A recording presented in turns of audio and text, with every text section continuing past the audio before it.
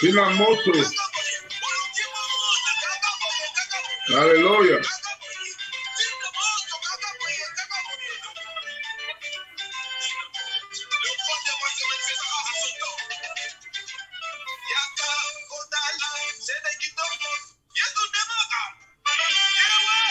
Yewana.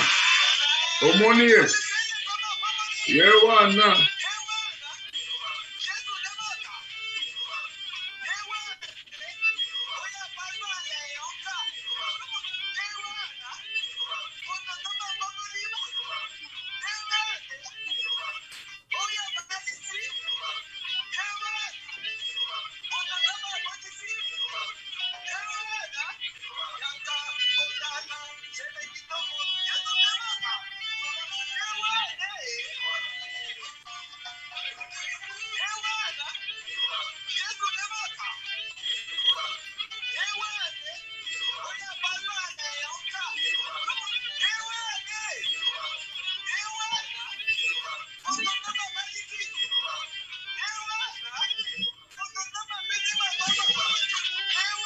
Alléluia. Dieu grand, Dieu merveilleux. Wow. To pamboli bino na poko lelo, toza en direct na l'homme du 3e ciel, na chaîne na biso Yesu nde makambo TV. Toza ebele oyo baza kolanda biso, to pesi bino mbote na kombo na Yesu Kristo, boza welcome. Ba nyonso boza kolanda biso partout na monde, tozali kokende kobondela parce que awa eza bonzambe na bonzambe. Tobondeli na kombo na Yesu Kristo. Éternel Dieu des armées, Butu Yangoyo, mon créateur, pourquoi na bambuka mosusu tongo, Zambe nangai toi na présence na yo, Seigneur, pour la émission oyo, juste la réponse. Seigneur Dieu des armées, Seigneur Kozanga yo, ezali pasi, libanda na yo tokokate, yango toi toujours la présence na yo pour parler de ta part. Le monde est envahi na pandémie oyo tobeli Covid-19, Covid-21, le genre bazali kobanga bato baza kolela. Seigneur, nous avons besoin de toi, nous avons besoin de ton intervention. Yango na pokwa lelo tobi kaka yo mosusu te na kombo na Yesu Kristo na te silence na monde ya ténèbres. Yahweh banda na biso ebandeli pe suka émission yo na kombo na Yesu Kristo. Amen. Amen. Vraiment, merci beaucoup. Lisusu tokutani na pokwa ya lelo.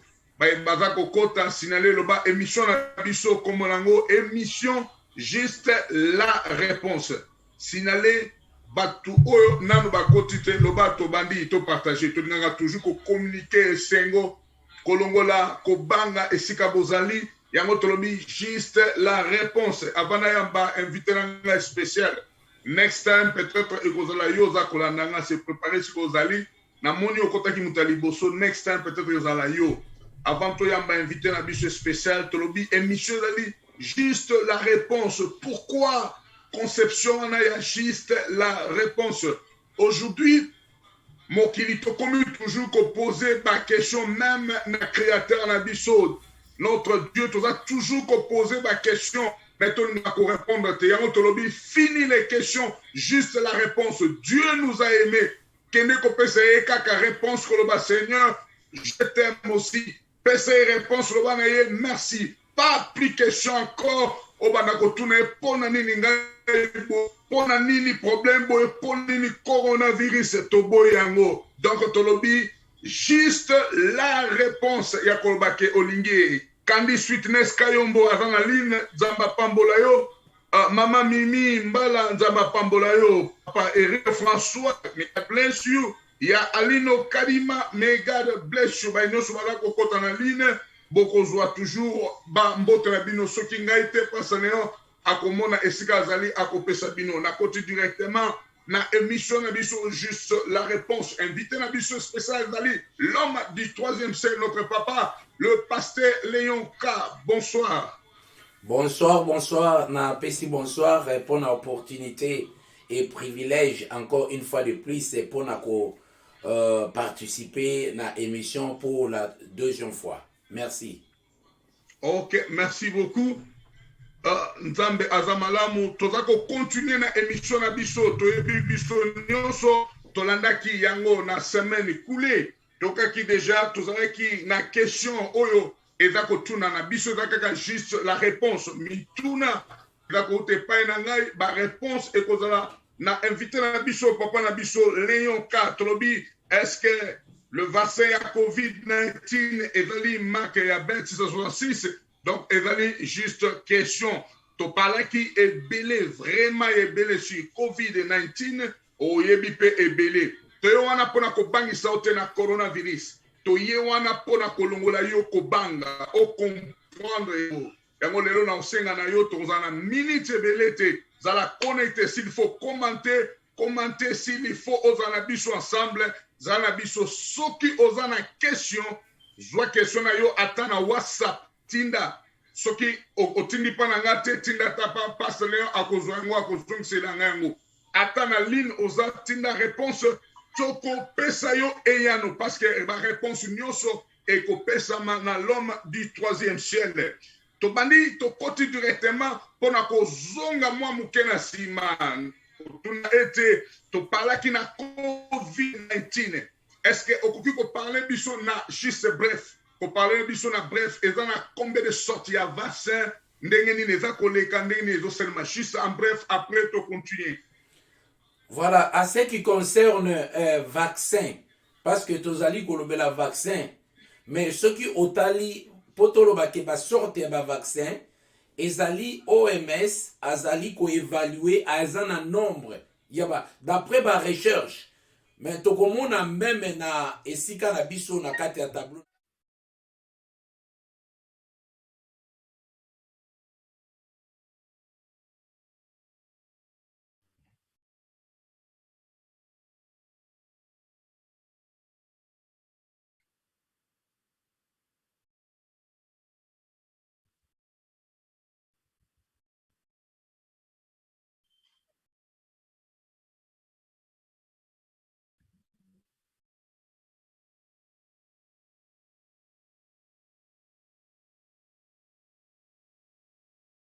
Donc, bien aimé, tozali à peu près na 173 sortes de vaccins. Oyo déjà, ils sont en préparation. Donc, et kozala vraiment très difficile, il y a qu'à énumérer vaccin moko na moko. En tout cas, ba vaccin et koya na ba komo ebele parce que na niveau on a selon les informations, ceux qui boza kosa analyse. Et nalobaki la fois parce que chaque pays, par exemple, l'Union européenne, les États-Unis, la Chine, donc bah oyo baza penza na pointe, il y a technologie to monopole selon ba pays développés, bango mutu baza kozwa penza na tête. Mais d'après le dénombrement, ils en a à peu près 173. Et pour le moment, 63 de ils en a troisième phase. Donc awa nani na biso tokoki kotanga lelo na nini ya ba vaccin te totanga ba kombo na yango to énumérer moko na moko, il nous serait vraiment na ndenge ya média très difficile ya ko énumérer vaccin moko na moko, mais il y a beaucoup de vaccins et ça en cours selon le rapport il y a OMS. Voilà la réponse à cette question. Il y a liste et ton nombre, il y a ma vaccin Oyo et ça en préparation. Wow. Merci beaucoup. Réponse est claire. N'habitez bande ko kolanda biso na en direct na ligne soki boza kolanda biso son eza malamu soki son eza malamu bo pesa biso combien de sortes ya vaccin à peu près est dans le monde selon l'homme du troisième siècle. Soki boza na ligne boza kolanda biso bo komela biso wana soki boza koyoka ye très bien. Beaucoup de sortes ya vaccin oyo eza okomi soki mpe son eza malamu oyokaki bien te okomi kaka son parce que eza classe te okotuna olobi pase komi lisusu classe eza classe te nalingi toujours bocapte biso parce que na quelques minutes tokosilisa balobi so eza kitoko combien de sorte ya bavaccin dans le monde réponse eza yo na ligne à peu près combien déjà oyo bato babimisi à peu près combien selon l'homme à troisième ciel est-ce que mutu moko alingi apesa biso kado aza wana oyo aza kozwa mbala moko apesi biso kado est-ce que aza wana na ligne ozanda biso très bien vraiment merci beaucoup baréponse eza kokota eza koya sikoyo biso toza kocontinue tolingi totuna susu motuna oyo wow namoni yakandi vraiment aza kolanda malamu yakandi okotindela biso kado mais ekoya kaka na whatsapp kado wana ekoya kaka na whatsapp spécial okotinda yakandi azwi sound is good thank you vraiment namoni boza kolanda biso clair sans plus tarder parce que léon okorépondre biso par oui ou non est-ce que COVID-19 to COVID-21 to éviter kasi en général coronavirus vaccin oyo ya coronavirus est-ce que ezali marque ya bet 666 non parce que question ezali oui ou non alors nalobi non soki eza problème ke na développé pourquoi na justifier le non wana te nazo non na tous les justifications te donc ezali kaka oui ou non nayoki passe leon alobi ezali signe ya 666 te eza marque de la bête te toza kotuna na ligne awa est-ce que vaccin oyo eza kopesama ya coronavirus ezali signe ya marque 666 na ligne juste toujours répondre oui ou non parce que léon alobi non yo lobi nini kuna toza kozela rapide bopesa biso baquestion parce que mission na biso opesi yo question biso réponse mama Gisèle Mbala alobi non ye aboyi alobi eza marque ya 666 te alobi non mama mami aboyi non pasa Julien aboyi mama Tete aboyi vraiment déjà namoni bato baboyi balobi eza marque de la bête te ya 666 pasteur Léon motuna ezongi mpa na yo pourquoi ezali bête marque ya bête 666 te pourquoi parce que conformément à l'œuvre ya Matthieu il faut bien observer les temps okay. Il faut bien observer les temps et la meilleure façon ya observer les temps et les circonstances c'est la parole de Dieu. La parole de Dieu ezali horloge oyo eza kotambusa makambo nyonso parce que mokili ezalaki créé na Nzambe donc vaccin soki totali na livre ya Matthieu chapitre 24 na verset 15 so tomoni pourquoi oyo baza nango bakoki kotanga batangeli biso na livre ya Matthieu chapitre 24 au verset 15 pourquoi toza ko justifier si quelqu'un peut nous lire ou bien pasteur Doudou so ki kotangela biso yango Matthieu 24 15 c'est pourquoi lorsque vous verrez l'abomination de la désolation dont a parlé le prophète Daniel établi en Israël, que celui qui lit fasse attention. Voilà. Donc, ezana ba signe avant l'avènement, ezana ba signe avant règne ya bête, ezana ba signe. Et ba signe wana, donc tango toza ko parler na vaccin ekoki kozala moko ya ba signe ya persécution, mais par la marque de la bête confirmée. Comme ezalaki parce que aoba lobi yango keza marque de la bête, c'est par rapport na ba idée ya nani ya Bill Gates. Bill Gates a proposé qui asalaki une proposition batia pills na kati ya nzoto et na kati ya nzoto ya mutu pour contrôler est-ce que vaccin oyo ezali ko contenir pills na kati pour esa la contrôle selon les pensées ya Bill Gates. Yango eza aussi pour nani question oyo tokoki kotuna pe ko répondre na yango.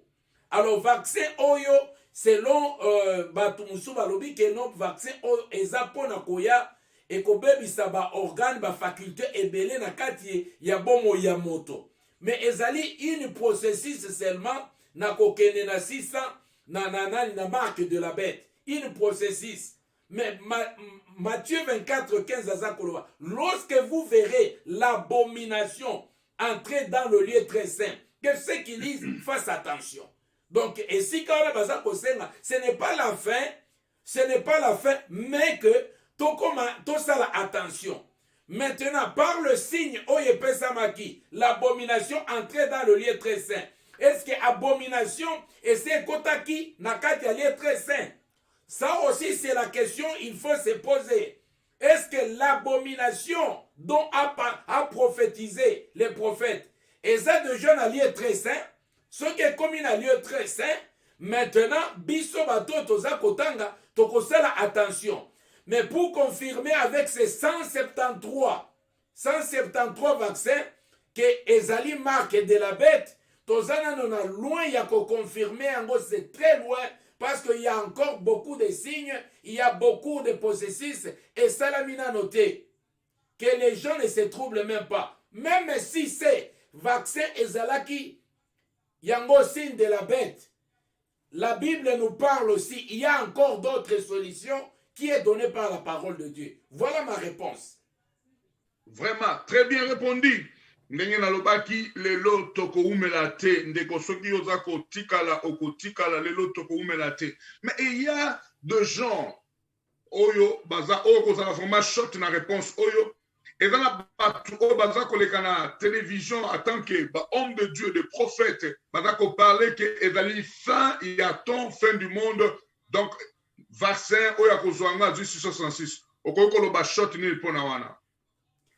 Non, ce qui te le dit que muto akozwa vaccin wana eza directement fin du monde eza nini. C'est-à-dire que tu observes peu les écritures parce que selon les écritures marque ya bête ko salem après enlèvement. Donc qu'est-ce que nous justifions enlèvement par rapport na vaccin oyo? C'est-à-dire que lokola vaccin oyo ezali marque de la bête, donc c'est-à-dire enlèvement c'est salamaki. Comme c'est spirituel. Et je vous dis que marque même y a bête, il faut être à la spirituelle. C'est quelque chose qui est spirituel. Il contrôle ou un contrôle moko, pas seulement physique, c'est un contrôle qui est spirituel. Alors la marque de la bête, il y a un ekoya après enlèvement. C'est-à-dire qu'il y aura d'abord l'enlèvement de l'église. Mais or, avant l'enlèvement de l'église, Nzambe a tiré à côté so na ye na ba oyo ya ye na lingo kota kuna mingi te. Et c'est pourquoi ceux qui toza ko justifier na pasteur oza côté yango ke eza marque de la bête à 666, c'est-à-dire que tous tosali toza to raté na biso enlèvement. Alors to s'attendre na ba conséquences na tango diable abandi opération à 666, c'est-à-dire na moment biso nyonso ti na pasteur Doudou, na pasteur Léon, na ba pasteur wana nyonso, biso nyonso tosi to raté enlèvement. Église s'est raté enlèvement. Wow, très bien parlé. Donc yo mutoza koloba pozo ganga na sengo nyonso kezali marque de la bête, cher pasteur, donc yo raté enlèvement. Mais biso tebi kezali marque de la bête toza kozela enlèvement vraiment. Nzambe apambola kitoko mingi. Nalingi awa sokita ekoki toko kata yo. Soki réponse ezali toko tombola loboko komona toko continuer toko poser sous question. Parce que ezala ki réponse. Totuna ki question pour toujours réponse. C'est-à-dire question na biso ezali boye. Ezali sujet moko tobenga ka sujet interrogatif. Sujet na biso ezali est-ce que le vaccin de COVID-19 est-il la marque de bête, c'est-à-dire la marque 666, tu parlais na vaccin déjà, awa parce que le samedi coulé, tu parlais qui très long, large sur le vaccin. Awa siko toza ko pesa yo temps, on parlait biso un peu de différence. Ndenge na moitié de choses, côté introduction, il y a 666 maintenant. Parler biso na 666. Si nous wana ekozwa mandenge nini, ekozala na vaccin te za ndenge nini ekozwa soki okoki ko parler biso na sine 666.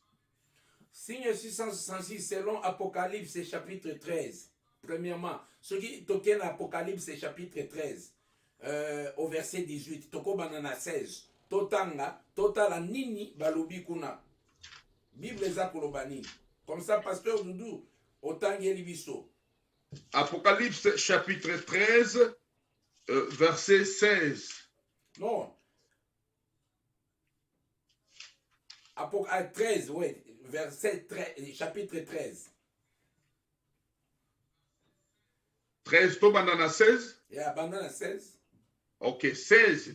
Bilobi, et elle fit que tous, petits, grands, riches et pauvres, libres et esclaves, récusent une marque sur leur main droite et sur leur front, et que personne ne put acheter ni vendre sans avoir la marque. Le nom de la bête ou le nombre de son nom, c'est ici la sagesse.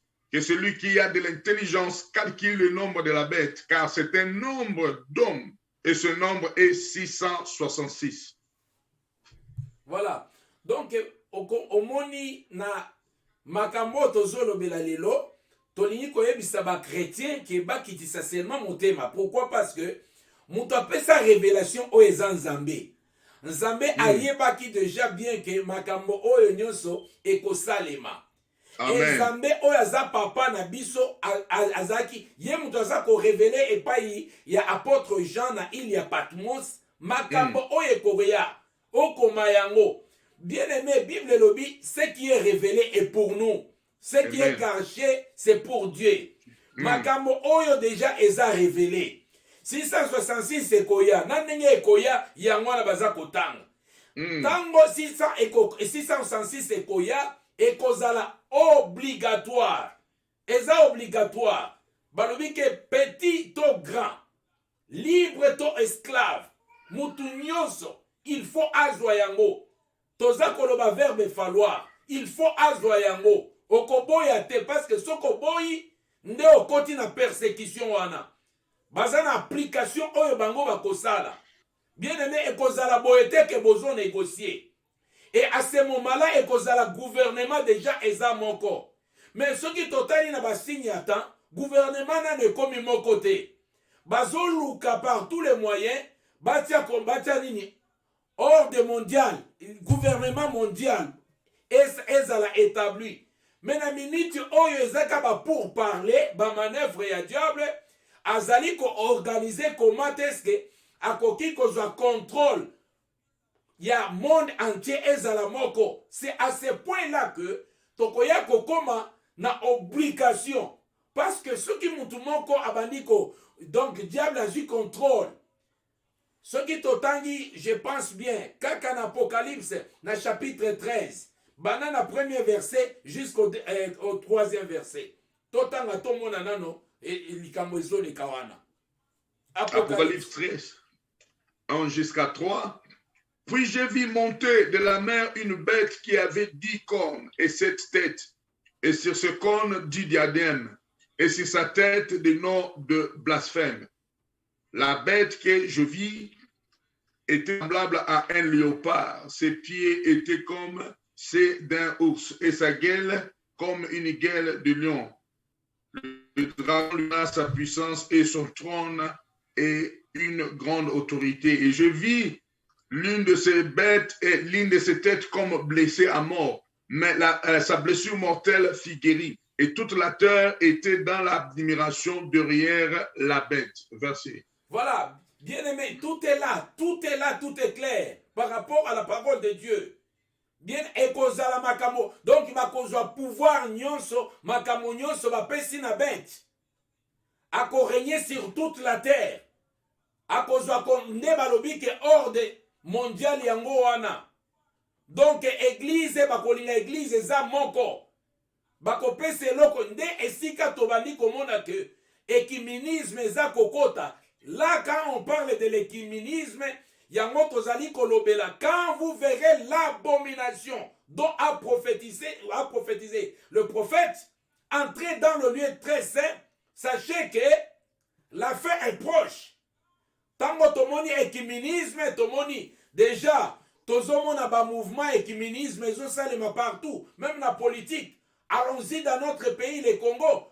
Pour babimisa candidat, moutoumoko a représenté l'église. Au moins la catholique, Kimbangis, armée d'Isali, nini tout ça. Basangani bango nyoso comme esika moko. Babimisa moutoumoko a représenté bango. Sans compte tenu na ba doctrine. Sans compte tenu na ba foi. Donc, bakomi kondimana na eloko moko. Ba église ezokene na écuménisme. Et puis na gouvernement nyonso ezokoma moko. Bête a joué contrôle ya makambo nyonso. Et pendant ce moment-là, il n'y aura pas de frontières parce que Moutoumoko n'est à quoi établir passeport moko, à quoi établir gouvernement moko, mokili a komi korenyango. Mais bien aimé, nous ne sommes pas encore là. Tokomi nano wanate. Et quand ces choses arriveront, donc tokozala na armée moko ezate ke ono armée. Donc na minute wana soki oboyi. Soki oboyi kozwa marque wana. Kombo na yo liwa. Soki oboyi ko renoncer, kombo na yo liwa. E bakoluka par tous les mois balobi ke mutu nyonso, muke to mukolo akozwa marque wana na front na ye to na loboko na ye ya mobile. Mais pour le moment tozakaka on a oyo balobi ke Matthieu lobi ke c'est qui lui faites attention. Donc l'église est en train de se préparer dans kati ya bamakamwana ba vaccin oyo to ba corona oyo ezanango ba mipepe oyo ezako annoncer seulement que il y a quelque chose qui se prépare, il y a munene ezako ya. Mais ce n'est pas encore la fin. Et na lingi koyebisa ba chrétien boye. Même si c'était ça. Bien aimé, parce que Nzambe azalaki a ça préparé que makambo oyo ekosalema pendant que l'église ekozala déjà enlevée. Église ekozala sur terre. Comment est-ce que tolingi ko renverser même chronologique ya Nzambe ya ba événement tozali kobanga mais bien aimé ba vaccin les cas belé ba buka les cas ba vaccin donc ba tout bazio ba vaccin belé. Même le lot aux gens ba pasteur bazana ba caché soit disant ba vaccin ba caché ba zaïrois ba vaccin et les cas ébélés. Mais ce qui est important, il faut qu'on y ait que tandis que le diable azali kotia ba vaccin déjà Nzambe atiaki so na bana na ye. Amen. Il y a encore un so, il y a bana na Nzambe, Nzambe asa selaki bana na ye na so. Et bah, oyo bazalaki baza selé na so ya Nzambe, je ne pense pas que bakokota na kata biloko parce que makambo nyonso eza contrôlé par Nzambe, eza contrôlé na diable été. Nzambe nga fixé na temps, Nzambe nga za ko fixé na ba ange, makambo nyonso Nzambe nga za ko fixé. C'est pourquoi il faut se repentir na ndenge ya vrai pour oser la côté ya Nzambe. Enfin que oyo nyonso Nzambe a préparé qui pour na bana na ye o bénéficier na yango. Il n'y a pas quelque chose à craindre ici. Nzambe alobi ete bolongo la kobanga. Mais il y a Apocalypse et ye po epesa makasi na nani na église na bana na Nzambe. Et ye po na kobangisa te. Bien aimé soki ba dévoiler ba secret ya mutu. Complot ba bana ko salela yo. Bayebisio déjà yango. Et si l'obiki te, eza obiki, eza kobiki sayo, l'Apocalypse est là pour nous révéler, pour nous kobiki sabiso. Je pense bien que pour les chrétiens, bakoki kozala na kati ya fête. Ya koloba voilà, papa merci na onyo sola kisi biso. Oh yes. Voilà, onyo sola kisi.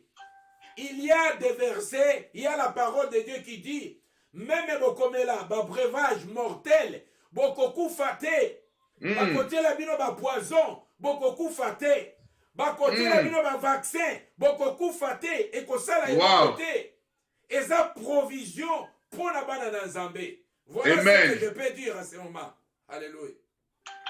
Très bien. Donc okei na basuke sonenga na tuna olobiango nyonso Nzambe apambola yo parce que eloko ezali kosala l'église aujourd'hui c'est la paix. Mutu balobi kake oza na corona soki kombo nini tokomi kopesa yango valeur ekomi lokola likolo ya kombo na Yesu soki kaka oza na chrétien bandi kolenga azo comprendre te kaza na caché ya pasa nzambe apambola o nayebi te soki bato boza kolanda bo comprendre nous avons la caché wana eza Jésus-Christ nous avons la caché du Saint-Esprit balobi oza na cherche ozobanga nini ozobanga nini kobanga eloko te balobi ozwa vaccin kobanga eloko te baexplike biso bien ezali caché oyo tobengi signe ya marque de la bête te 666 non zala mosika na yango eloko ekoboma yo eza kobanga soki oza kobanga ekoprécipite okonomona nzambe mbangu biso toza awa bien aimé dans le Seigneur biso tozali kovivre pour le marquer signe marque de la bête 666 ezali na ta oyo bakopesa ngo tokobenga ngo pena officiellement ezala ba mikolo bana mike ba riche ozwi te bakoboma yo donc pour te dire que ce n'est pas encore le temps nzambe apambola yo pona ba réponse kitoko tozali kokende na suka ya émission tolobaki tokoumela te nalingi kotanga soki tokoki kotanga na 1 Corinthiens chapitre 15 verset 50 à 54. Très bien. 1 Corinthiens chapitre 15 verset 50 à 54. 1 Corinthiens 15 50 à 54. Totangi na kombo na Yesu Kristo. Vraiment ndeko za na ligne zala ensemble na biso. Toza ko silisa kala mingi te 54. 50 à 54. Tomandi na 50 Bible lobi boye. Ce que je dis, frère, c'est que la chair et le sang ne peuvent hériter le royaume de Dieu et que la corruption hérite pas l'incorruptibilité. Voici, je vous dis, un ministère. Nous ne mourrons pas tous, mais tous nous serons changés. Wow. En un instant et à un clin d'œil, à la dernière trompette, la trompette sonnera et le mort ressuscitera incorruptible et nous serons changés. Car il faut que ces corps corruptibles revêtent l'incorruptibilité et que ces corps mortels revêtent l'immortalité. 54. Lorsque ce corps corruptible aura revêtu l'incorruptibilité et que ce corps mortel aura revêtu l'immortalité, alors s'accomplira la parole qui est écrite. La mort a été engloutie dans la victoire. Voilà, bien-aimé, tout est clair pour les enfants de Dieu. Amen. Il n'y a pas à craindre. Et là, wana makambo ya vaccin, makambo ya ceci, cela. Ce qui est important, kobanga vaccin te, kobanga coronavirus te, banga ne masumu. Amen. Et là, c'est important, ezande kotika masumu. Donc, virus ya makasi oyo ekoki koboma yo libela na libela, eza virus ya péché, eza virus ya corona te. Corona, nous avons qui kokufa na corona, mais ça va permettre que les autres la détruit, mais esprit naye et qu'on ressuscité et qu'on a dans autres mususu, l'incorruptible avec le corona. Donc rien, donc ce qui olingi et l'autre ça l'a perdu, c'est-à-dire que il faut qu'on kima les grands, donc chrétiens à comprendre que ezalakana virus ya makasi. Et virus wana depuis le jardin d'Éden et kotaka jusqu'à présent bitumba na kisi ya virus wana epesama ba recherche salema ki déjà epa ya nzambe pona kopesa kisi ya virus oyo et kotaka na kati ya jardin d'Éden et kisi virus e kotaka na jardin d'Éden c'était le péché oyo ekwesaka mokili mobimba. Alors il fallait recherche moko très spirituelle pour na kozwa vaccin ya virus wana et que soki virus wana ekoti vaccin na mo eza wana et le vaccin en question c'est le Seigneur Jésus-Christ. Amen. Jésus-Christ il est le vaccin par excellence du péché. Alors il faut fuir le péché pour être okufaté alors Batu, Église et Bani Kobanga, signe à 666, qui était révélé par notre Père. Papa na biso muto a révélé yango. Biloko eza nzambe na biso. Eza Satan tenda la kisi biso. Nzambe nde a dévoilé ye. Apesi yango na maboko na biso. Mais biloko bapesi na maboko na biso. Et comme na contrôle na biso. Amen. Eza makambo te ke eza ya kobomba na c'est à notre contrôle. Ah yes. Bana na nzambe oyo baza na nzambe ya solo. Basimba nzambe na bango. Ba perde yete. Corona. Ezala vaccin. Ezala eloko nini. Ekozala na eloko moko te. Parce que le Seigneur. Na ba oya ye. Oya c'est là qui déjà marque na ye. Donc bazali déjà sauvé. Bazali déjà mis à part. Eloko nyonso diable aza kosala. Ekosala bango eloko te. N'ayez pas peur. N'ayez pas peur. Que l'église de Dieu et se tranquilliser et ça na kobanga te. Voilà. Très bien parlé. Vraiment, Eleki Kitoko, il n'y a pas de commentaires, ezali clair. Le monde, mes frères, Obaba Kolandanga direct, Toza Kobanga, coronavirus, Koleka, Kobanga Lisumu. Or, la Bible nous dit, le salaire du péché, c'est la mort. Lisumu nde abomaka, abomio physique, abomio spirituel.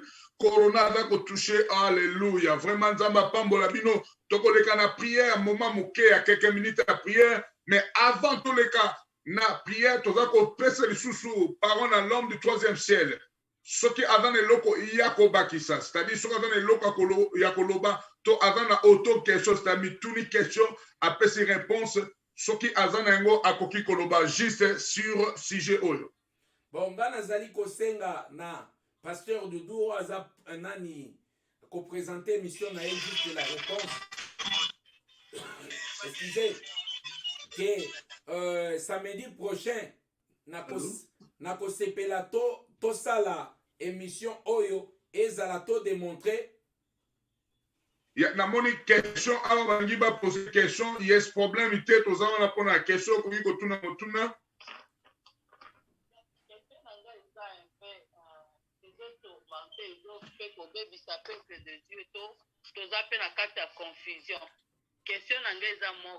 Est-ce que tant que prophétie bibi et pas pasteur évangéliste Roger Baka que batuba lungwa Europe to Amérique bazonga en Afrique pour na kokima ba marque de la bête au bino en tant que serviteur, est-ce qu'il faut kokima mboka te faut kima péché? Question nanga ngwana.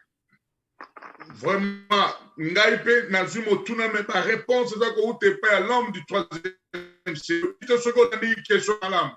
Nalandi question wana. Bible lobi boye, même Jésus et moko alobaki boye.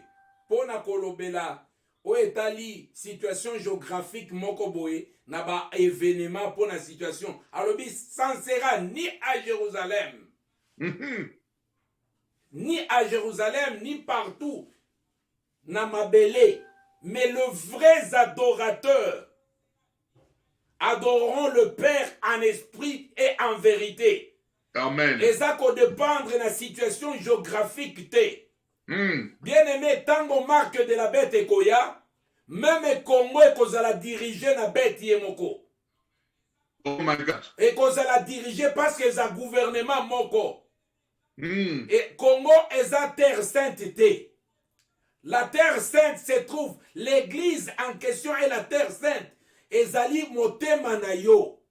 Amen. Il fallait dire aux chrétiens de préparer leur cœur, de se repentir. Parce que ezako dépendre de la situation géographique. Ce n'est pas écrit dans la parole de Dieu.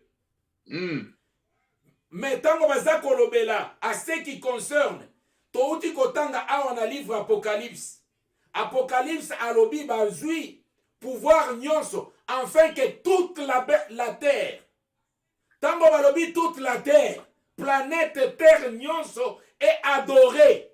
Image ya bête, planète terre. Balongoli pays te, balongoli continent te. Balobi eko adorer toute la planète terre. Lisez les livres d'Apocalypse. C'est pourquoi même s'il y a des messages, oh prophète Apesi, oh Nini, retournons dans la parole de Dieu pour voir ce qui est écrit. Yango komona ba prophétie mususu tokobanda otali yango na parole olobi ke o ebeti penza mupanzi parce que parole elobi bongo te. Bible révélé biso que persécution signe à 666 et kozala sur toute la terre habitée. Voilà la réponse. Vraiment, très bien leur répondu. Toki lisusu koloba loba na émission oyo passe Léon soko koki koloba eloka muke passe loba eto sala 45 minutes komi na suka soko koki koloba eloko poto bonde la toka émission. Eloko na lingana loba ke soki vraiment samedi prochain okoki ko permettre to meka kotala ba étape selon la parole de Dieu, les étapes comment jusqu'à kouta tu to comme un enlèvement l'église.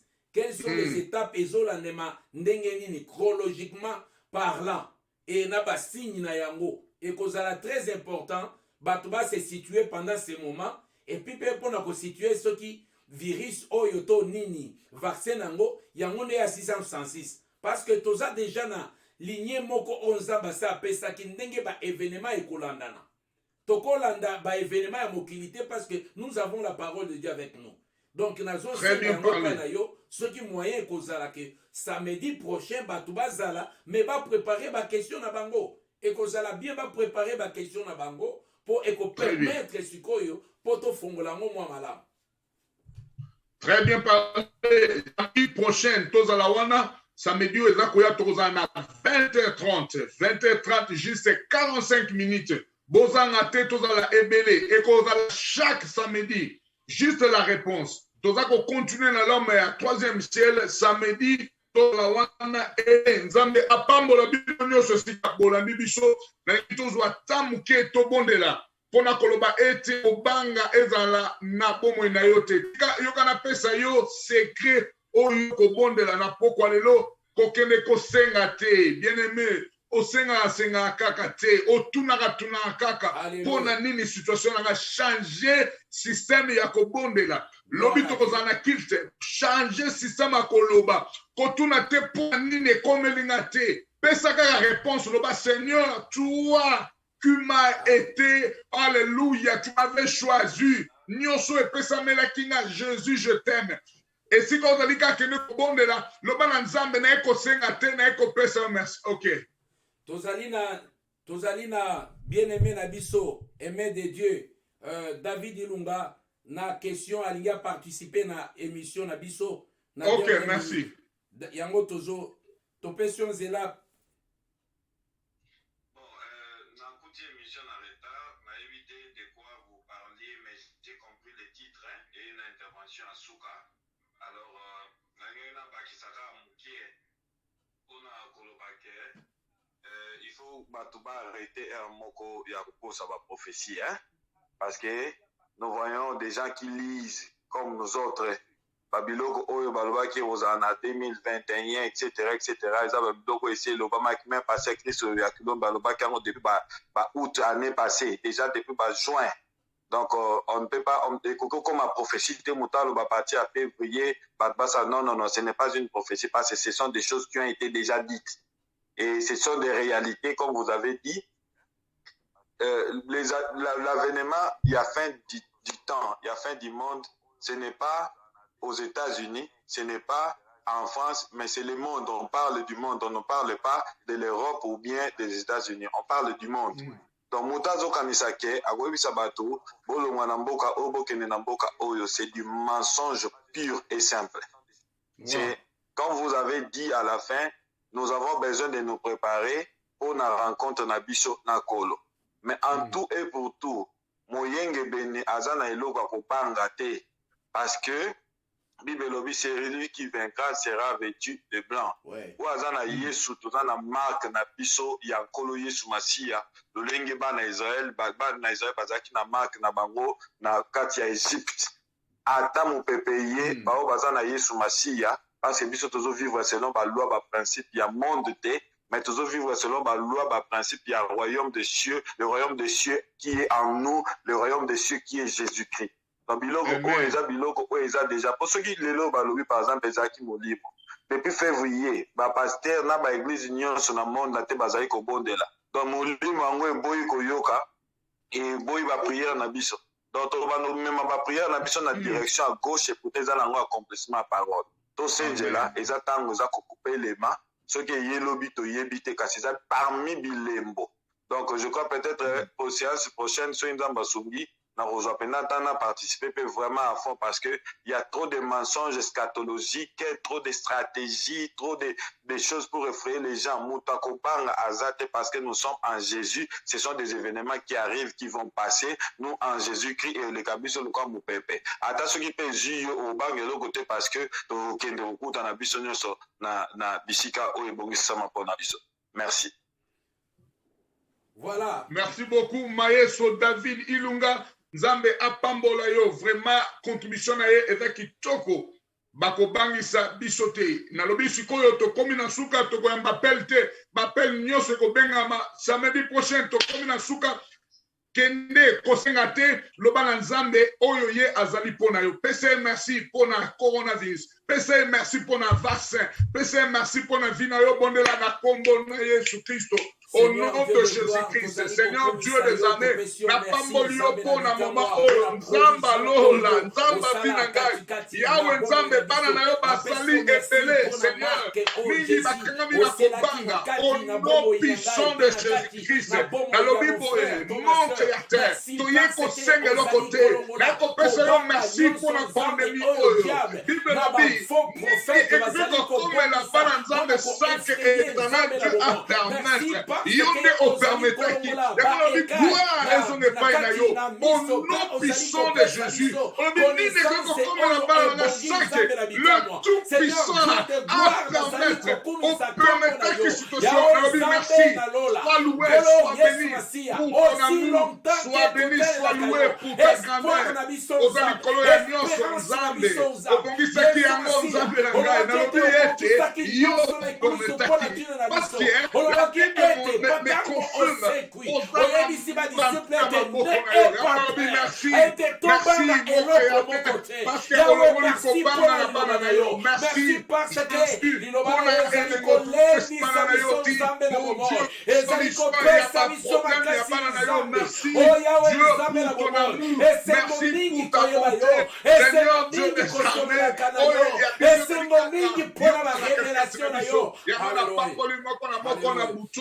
bana na yo basala béni epele bana biso basala béni vina bango ezala béni au puissant de Jésus. Merci pour la protection encore na kombo na Yesu Kristo. Hallelujah. Merci pour ton Nzambe okotika Nzambe tolobi toye kotuna mituna te mais juste te kopesa yo la réponse na biso ezali ete tolingi o mingi papa. Merci na kombo na Yesu Kristo. Amen. Amen, amen, amen. Merci beaucoup Pastor Leon na invitation pe na réponse ya invitation na tobi chaque samedi tokozala wana na Yesu nde makambo TV na émission na biso juste la réponse. Zambe apambola bino esika bozali. Shalom, shalom, bye bye, bye bye. Tokutani tobi. Mama kambo Yesu asalaka na bomo ya bana Nzambe. Tozala biso nyonso wana connecté. Bye bye, bye bye, bye bye, bye bye.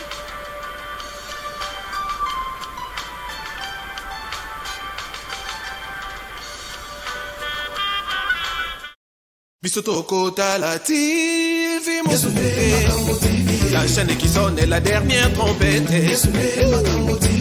Pour le rassemblement des élus. Par la convention répandance de la délivrance. La qualité fait la différence. Et l'on a Yesuto Kopanta Sango. Allez fêter toutes les nations mes disciples. Tokote Yesu tokole bande. La mission qui toko.